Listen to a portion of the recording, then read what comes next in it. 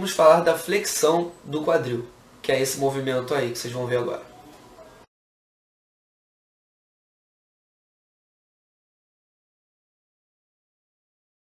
No movimento da flexão de quadril, eu tento sempre trabalhar, uma única musculatura, que é o quê? O reto abdominal. Esse é o meu foco, esse é o meu objetivo, né? Tanto para mim quanto para os meus clientes. Parte inferior lá, né? Que a gente chama a parte infra.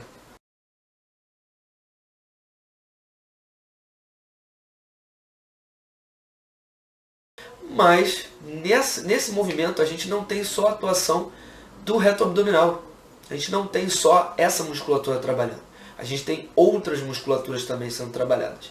E aí muita gente, sente uma dorzinha fazendo um exercício, por exemplo, abdominal infra. Tanto o abdominal infra vertical, que é esse aparelho aí,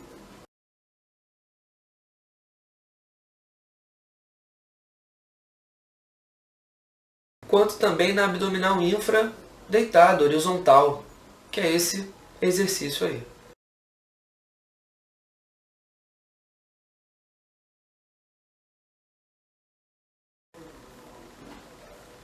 A gente tem algumas variações, tá? Da abdominal infra. Eu acredito que uma das mais eficientes, e também cientificamente, através de alguns artigos também que eu pesquisei, é abdominal infra no banco inclinado ou no banco declinado, depende de onde é o aparelho e qual academia que dá o nome, que é esse exercício aí, é esse aparelho aí.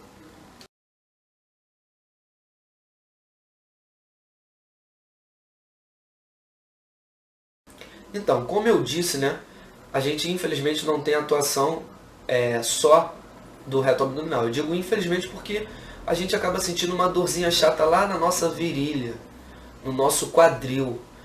Que musculatura é essa que tanto dói numa abdominal infra? Então, a musculatura que trabalha aí junto é o ilho-pessoas. É uma musculatura bem interna lá, que passa pelo nosso quadril, passa pelo nosso fêmur, se insere lá no nosso fêmur. Então trabalha na flexão do quadril. Como também a gente tem a musculatura do reto femoral, que é uma musculatura biarticular. Ela trabalha tanto na flexão do quadril, quanto na extensão do joelho.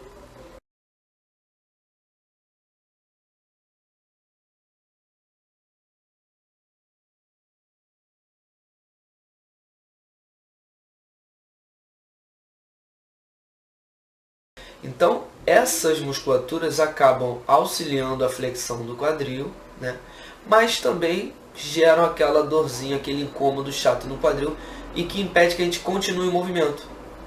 E aí o nosso reto abdominal ainda até aguenta mais exercícios, a gente ainda nem chegou a fadigar até o reto abdominal, a parte inferior dele, mas a gente sente aquela dor na virilha que a gente acaba sendo obrigado a parar o exercício por causa da dor. A gente é impedido. A dor ela serve como um alerta para o nosso corpo. Fadigou aquela musculatura, não vai conseguir mais fazer o movimento. O que a gente poderia fazer para continuar esse movimento, continuar realizando a flexão do quadril? Começar a realizar a flexão do quadril de 90 graus para cima. Realizando o movimento de flexão de quadril de 90 graus para cima, essa musculatura você não sente tanta dor. Por quê? Você acaba relaxando um pouco essa musculatura e você consegue realizar mais vezes, mais números de vezes nesse exercício. Sem contar que também temos relação no braço de resistência, De 90 graus para cima a gente diminui, o braço de resistência, então a ação da força, sobre a articulação ela é menor, a gente diminui o braço de resistência, então a gente consegue realizar mais repetições, tá certo? Então, como eu estou falando desse movimento de 90 graus para cima, aí a gente chega num outro debate. Realizar abdominal infra passando de 90 graus ou não? Assim como o agachamento até 90 graus, a gente também tem esse embate aí esse debate da abdominal infra, passando de 90 graus ou não, por causa da coluna lombar, da região lombar. né, se vai comprimir os discos intervertebrais ou não. Eu, né, tenho a seguinte escolha quando eu passo esse exercício. Primeiro eu pergunto, né, ao cliente, né, se ele tem alguma lesão de coluna e de disco.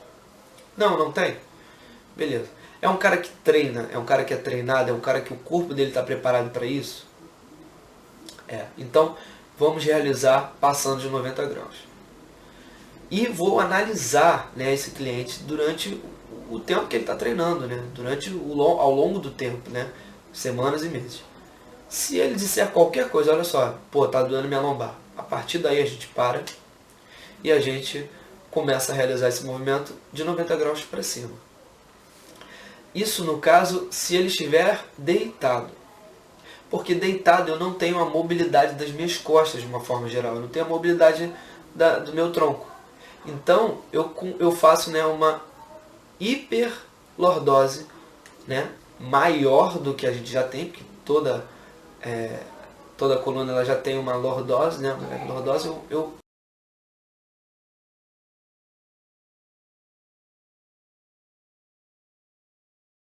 dou uma hiperlordose, né, aumento essa lordose da coluna, e aí eu posso sim estar comprimindo lá o disco e estar gerando dor. Ou muitas dores que a gente sente na nossa região lombar não é do disco, não é da coluna, são das musculaturas lombares, paravertebrais e todo o resto. Como eu disse lá no exercício de bom dia, do outro vídeo lá, que eu falei de levantamento terra, stiff e bom dia.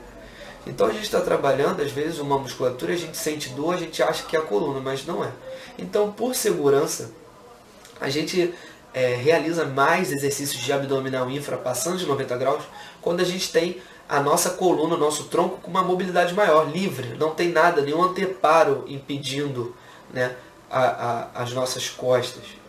Qual o anteparo? O chão, por exemplo, né, quando você está no colchonete, e o banco, às vezes, se você estiver nesse banco declinado que eu mostrei aí. Então aonde que eu vou realizar uma abdominal infra, passando de 90 graus, ou de 180 graus, né, para cima, e que eu seja livre? Simples, em suspensão na barra. Segurando lá uma barra fixa, e você realiza esse movimento de flexão do quadril total.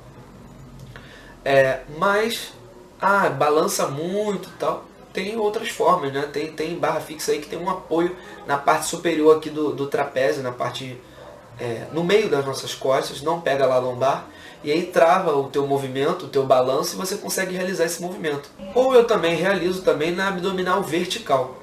Apesar de eu ter lá um anteparo, né, eu estou com um apoio nas costas, mas eu consigo realizar também esse movimento, e eu nunca vi gente reclamando em relação à dor, e eu também utilizo esse exercício e faço, né, para eu também sentir como é. Um professor, ele tem que sentir o exercício, né, ele tem que realizar para saber o que o cliente sente. E eu, basicamente, também não sinto nada não. Então, por que também que essa ação da lombar, né, seja da coluna, seja das musculaturas da lombar, ela não gera uma dor, se vocês repararem, sempre quando você está com o corpo que é vertical, né? Porque também a ação da gravidade.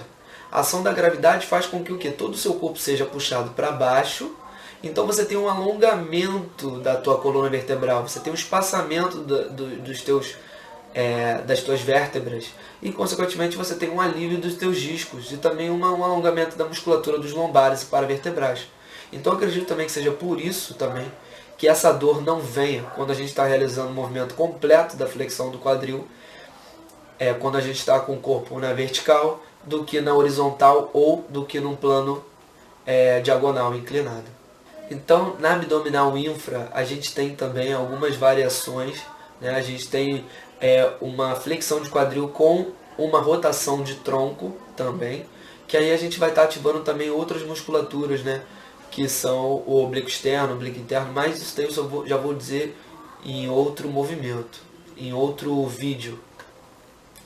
Mas existe também esses movimentos, né? Geralmente feito num plano vertical também, mais uma vez, que é a flexão de quadril com uma rotação de tronco. Vocês vão ver nesse movimento aí, nessa imagem.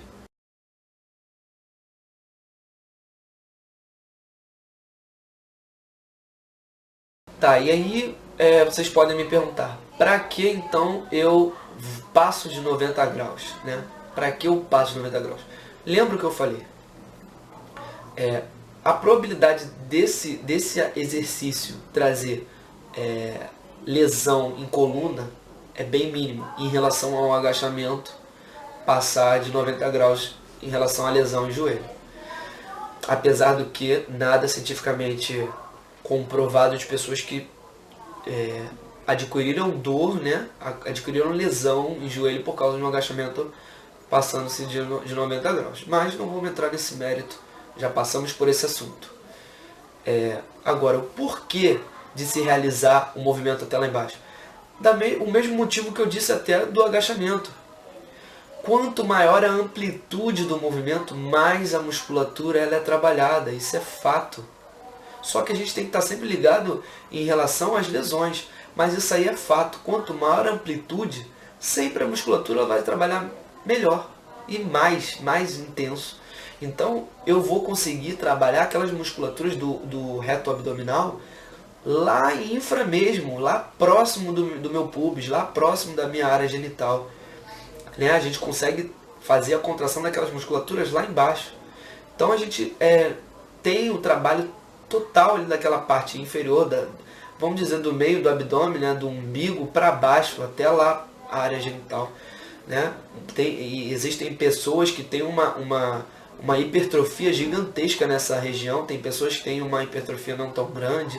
Né? E eu tenho até uma outra discussão, né, de por que pessoas têm mais quadrados, né, mais grupamentos musculares de abdômen ali do que outras pessoas. Tem pessoas que têm só 4, tem pessoas que têm 6, tem pessoas que têm 8, tem pessoas que têm 12. Né? E isso a gente não chegou a uma conclusão em relação ao exercício. Eu acredito que seja mais na parte genética de cada um.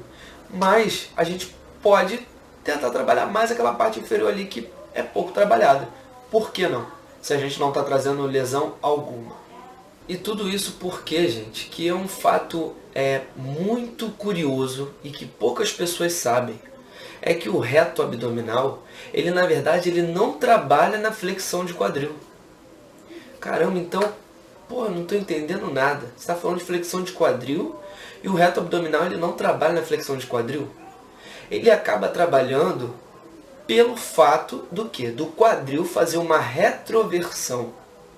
O que seria uma retroversão? A parte do meu pubis, a minha parte mais inferior do meu quadril, ser jogada para frente e a minha parte superior aqui da minha pelve, a minha crista ilíaca, os dois ossinhos aqui próximo do oblíquo externo, daquela entradinha que todo mundo fala, ser jogado para trás. É mais ou menos nesse exercício, nesse movimento que vocês vão ver nessa foto aí.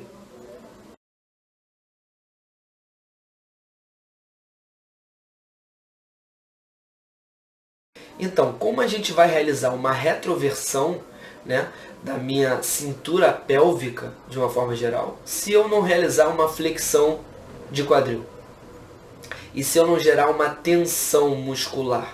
Que apesar de eu não estar trabalhando, né, lá na flexão de quadril de uma forma geral, né, vamos dizer assim, uma forma científica, para eu realizar só uma retroversão do meu quadril, né, da minha cintura pélvica, é algo que fica muito fraco, muito falho, se eu fosse realizar só este movimento. Então esse é o fato da gente realizar uma flexão de quadril para se trabalhar o reto abdominal, a parte inferior. E é por isso que na abdominal infra, algumas pessoas dão aquela jogadinha para o alto, que ninguém entende porquê, acha que é bobeira, acha que é palhaçada.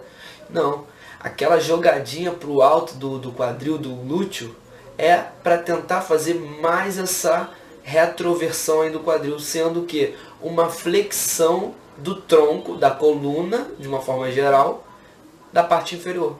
Eu tenho uma contração da minha coluna na parte inferior junto com uma retroversão, já que a coluna, a parte final dela, é ligada ao meu quadril, é ligada à minha cintura pélvica ali. Então é uma curiosidade aí para vocês saberem.